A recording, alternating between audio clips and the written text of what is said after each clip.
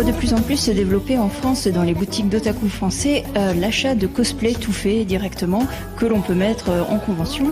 Donc ça permet aux gens qui n'ont pas vraiment le temps de se mettre au cosplay de porter des costumes tout faits sans forcément participer au concours.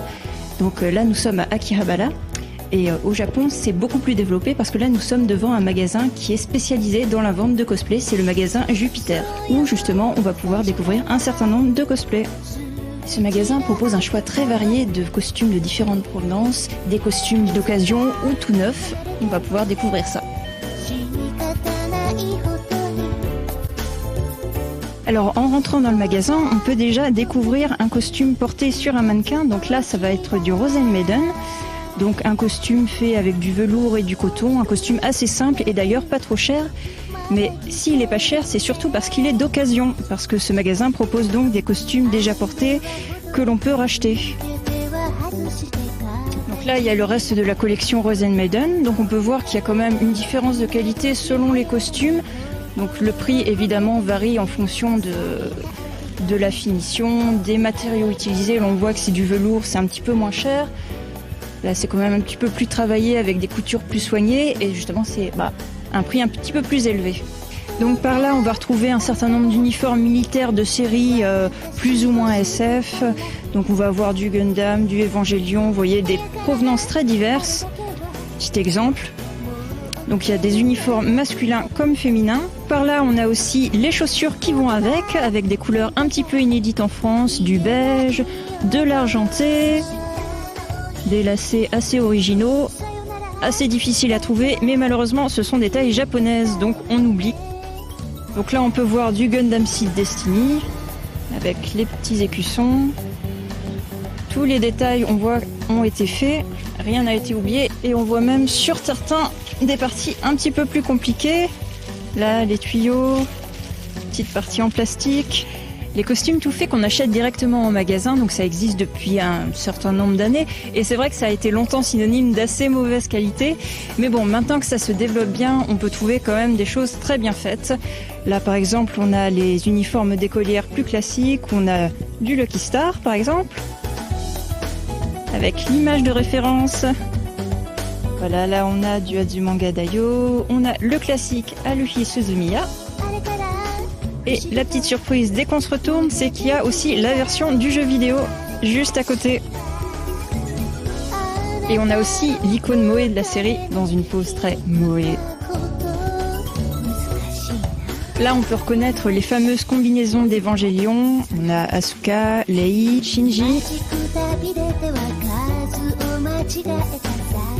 Donc par ici, on peut retrouver le célèbre uniforme dans Gundam Seed, avec la petite jupette rose et l'écusson sur l'épaule. Là, un petit peu plus original, du Shining Force, avec les petites chaînettes sur les bras, les petits détails en bas, là les broderies. Et puis juste à côté, vous avez les traditionnels Sailor Moon, existent dans toutes les couleurs. Et en plus, c'est pas très cher. Là, on arrive dans un coin un petit peu louche avec des accessoires divers et variés, comme par exemple ces mignonnes oreilles de chat. Et ici, les costumes un petit peu plus sexy, avec moins de tissu. Donc on voit d'autres costumes, parfois d'un goût un petit peu douteux.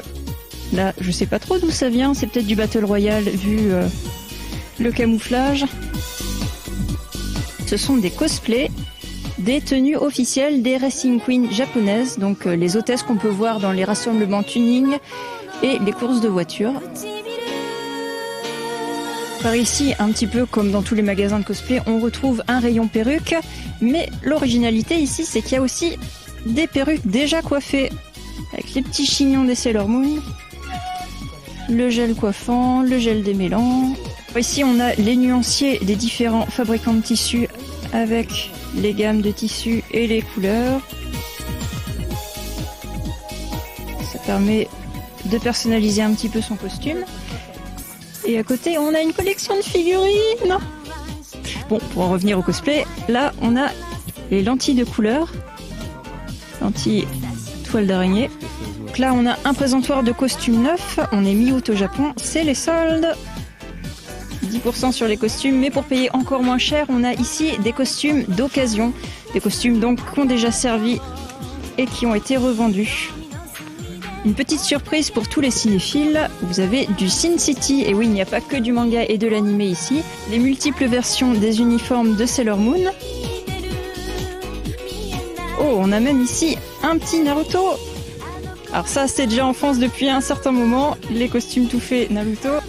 Mais alors, qu'est-ce que c'est que ce cosplay? Moi, je ne reconnais pas vraiment, hein. Ça a l'air assez simple, c'est une combinaison intégrale, couleur chair, avec les doigts, les pieds. Parmi les cosplayers japonais, on rencontre les dollars qui, eux, ne se limitent pas aux costumes, mais reproduisent également la couleur et la texture de la peau du personnage, en mettant cette combinaison intégrale et sur la tête, ce genre de masque.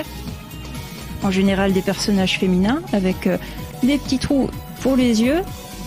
On voit que les prix sont quand même assez élevés, mais c'est bien de retrouver aussi cette catégorie dans les magasins de cosplay. Jupiter est un magasin qui se démarque des autres boutiques de cosplay de Tokyo, de par leur grand choix et leur prix peu élevé. Si vous passez un jour à Akihabara et que vous êtes amateur de cosplay ou juste curieux, n'hésitez pas à visiter ce magasin hors du commun.